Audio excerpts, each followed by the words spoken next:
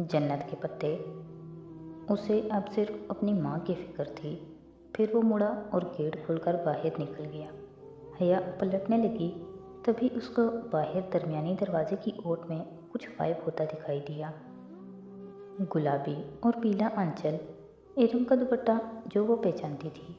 यकीनन इरम इधर आई थी और वो सब कुछ सुन चुकी होगी। उसने गहरी थकन ज़दा सी सांस अंदर को खींची।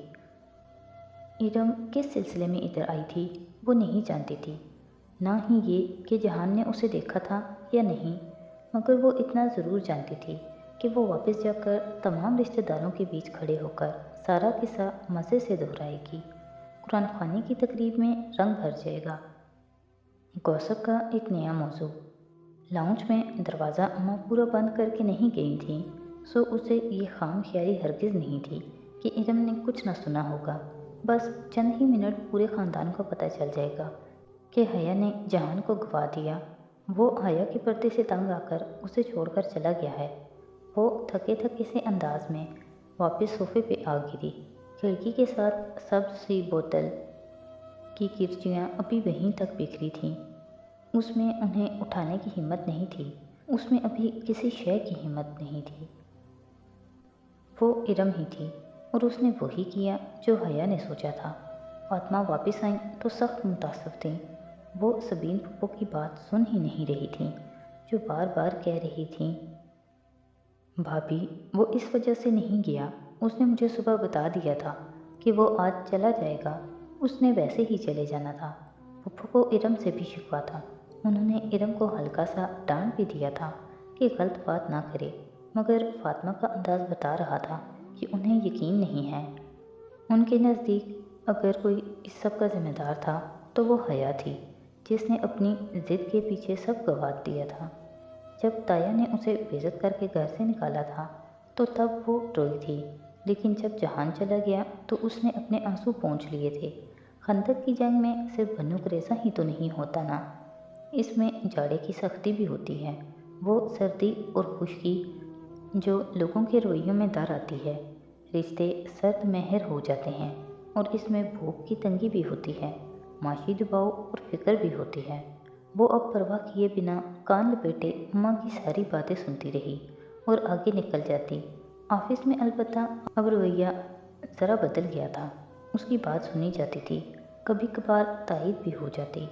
वो कॉरिडोर में चलकर जा रही होती या लिफ्ट के इंतज़ार में खड़ी होती, लोग इधर उधर हट जाते, उसके लिए रास्ता छोड़ देते, उसके लिए खड़े हो जाते। हेड आर्किटेक्ट रिजवान बेग को उसने अगले ही रोज़ अपने ऑफिस में बुलाया था। बैठिए। अपने मखसूस अंदाज में पावर सीट पे टेक लगाकर बैठते हुए उसने हाथ से सामने कुर्सी की जानिब इशारा किया। वो बैठ गए, अलबत्ता चेहरे पे ज़रा उलझन थी। कुछ पियेंगे? कॉफ़ी ठीक रहेगी। शोर। उसने इंटरकॉम का रिसीवर उठाया। एक अच्छी सी ब्लैक कॉफ़ी अंदर भेजें, बगैर चीनी के। रिजवान साहब ज़रा चौंके।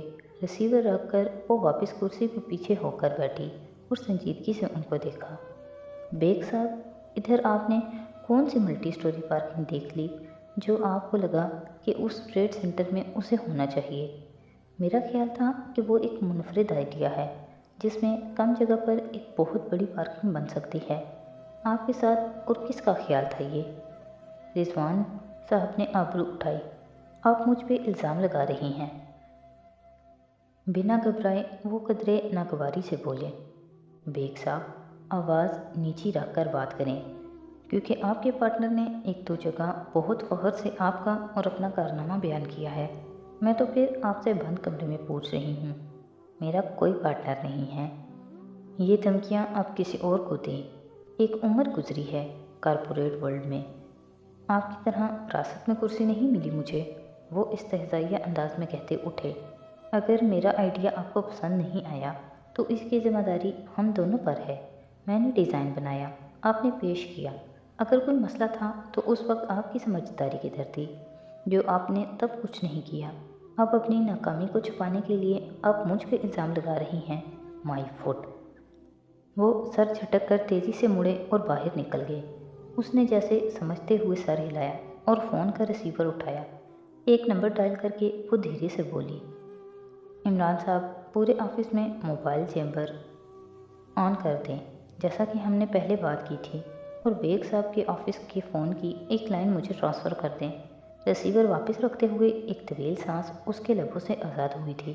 وہ جانتی تھی کہ اس نے رضوان بیگ کو اکسا دیا ہے۔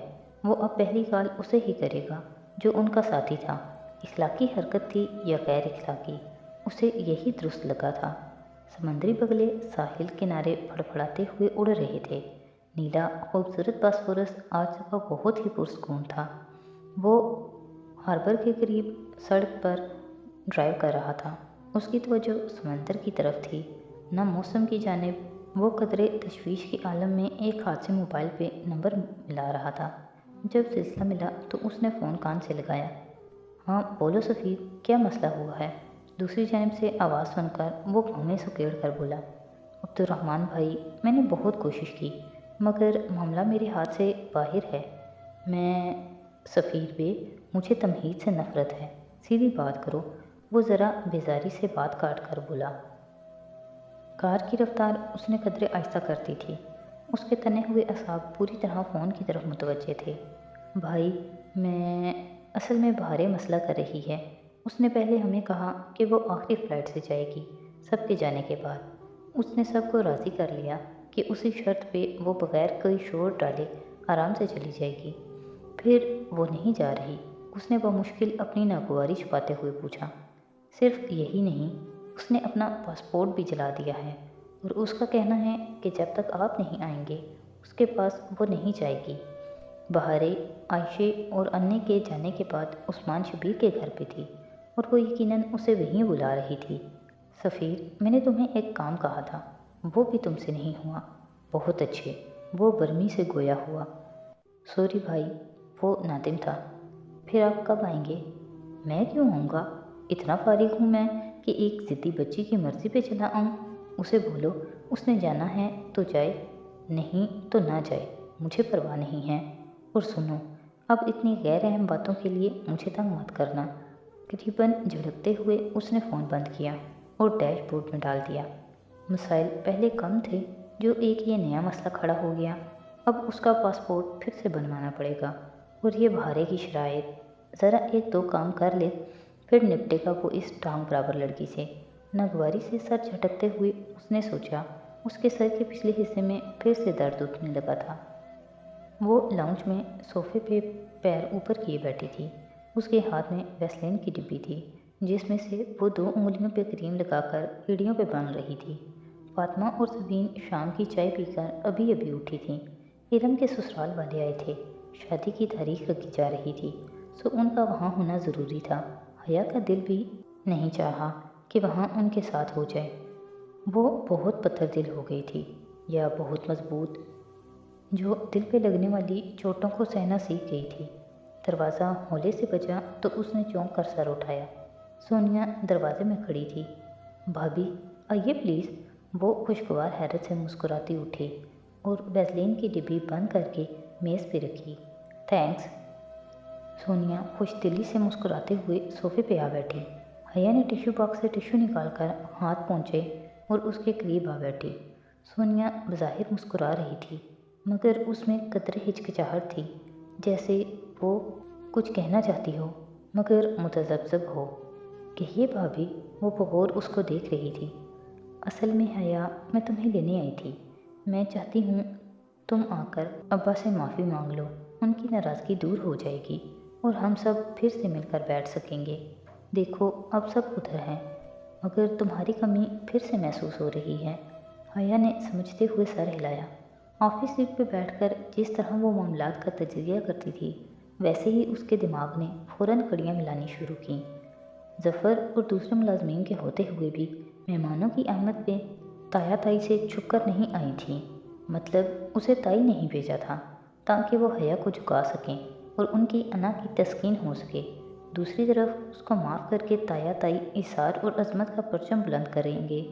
زبردست۔ میں تیار ہوں بھابھی، وہ بولی تو اس کا لہجہ بے تاثر تھا۔ میں تایا ابا سے ہر اس وقت بھی معافی مانگنے کو تیار ہوں جب میں نے ان کا دل دکھایا، جب میں نے کوئی گستاخی کی یا مجھ سے کوئی بدتمیزی سرزد ہوئی۔ ان سے کہیے میں پوری دنیا کے سامنے معافی مانگنے پہ تیار ہوں۔ وہ بڑے ہیں، میں چھوٹی ہوں، مجھے جھکنا چاہیے، میں جھک جاؤں گی۔ لیکن بھابھی، تایا ابا نے ایک شرط رکھی تھی۔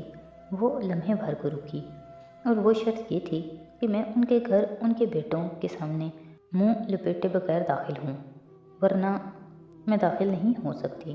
میں ان کی اس بات کا بھی مان رکھوں گی، میں ہر بات کی معافی مانگ لوں گی، سوائے اپنے حجاب کے۔ یہاں میں ٹھیک ہوں، وہ غلط ہیں، میں ان کے گھر میں داخل نہیں ہوں گی، یہ بات آپ ان کو بتا دیں۔ حیا، سونیا نے بے بسی سے اسے دیکھا۔ اب اتنا بھی کیا کرتا؟ دیکھو، اس دن ڈاکٹر ذاکر نائک کہہ رہے تھے کہ بھابھی پلیز، کوئی میرے حق میں بات کرے یا خلاف، مجھے کوئی فرق نہیں پڑتا۔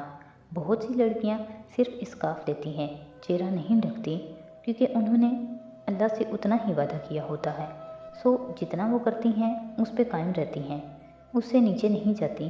میں نے بھی ایک وعدہ کیا تھا کہ جو حکم سن لوں گی اور اس پہ دل کھل جائے گا، اپنا لوں گی۔ اب میرا دل نقاب کے لیے کھل چکا ہے، پلیز مجھے اسے نبھانے دیں۔ وہ بات کرنے کے ساتھ ساتھ ایڑی پہ لگائی چکنائی کو انگلیوں سے مل رہی تھی۔ ذرا سی سخت ایڑی اس کی پوروں کو کھردری محسوس ہو رہی تھی۔ دیکھو، تمہاری بات ٹھیک ہے، مگر حیا، تم جانتی ہو پورا خاندان باتیں بنا رہا ہے کہ جہان تمہیں صرف اس لیے ٹھکرا گیا ہے کیونکہ تم نے اپنی دقیانوسی ضد نہیں چھوڑی۔ بھابھی، جب ارم نے یہ بات سر عام کہی تھی، تب پھپھو نے بتایا تھا کہ وہ صرف اپنی چھٹی ختم ہونے کی وجہ سے واپس گیا ہے، مگر لوگوں نے ان کی بات پہ یقین نہیں کیا، انہوں نے ارم کی بات پہ یقین کیا۔ لوگ اسی بات پہ یقین کرتے ہیں جس پہ وہ یقین کرنا چاہتے ہیں، اور اگر جہان نے تمہیں واقعی اس بات پہ چھوڑا تو تب تم کیا کرو گی؟ وہ جیسے بہت فرصت سے اسے سمجھانے آئی تھیں۔ بھابھی، یہ میرا اور اس کا مسئلہ ہے جسے ہم ہینڈل کر لیں گے۔ میں نیکسٹ ویک ترکی جا رہی ہوں نا، بات کر لوں گی اس سے۔ پورے خاندان کو اس بات کی اتنی فکر کیوں ہے؟ مجھے تو یہ بات سمجھ نہیں آ رہی۔ بات کرنے کے ساتھ ساتھ اس کی انگلیاں ایڑی کا مساج بدستور کر رہی تھیں۔ مگر حیا، تم بھی دیکھو کہ کزن سے پردہ کون کرتا ہے؟ میری ایک فرینڈ کا تعلق بہت سخت قسم کی پٹھان فیملی سے ہے، مگر ان کے ہاں بھی کزن سے چہرے کا پردہ نہیں کیا جاتا۔ ٹھیک ہے، وہ سب اسلام کا حصہ ہے، مگر اب اس سب کو دقیانوسی سمجھا جاتا ہے۔ زمانہ بہت آگے بڑھ گیا ہے۔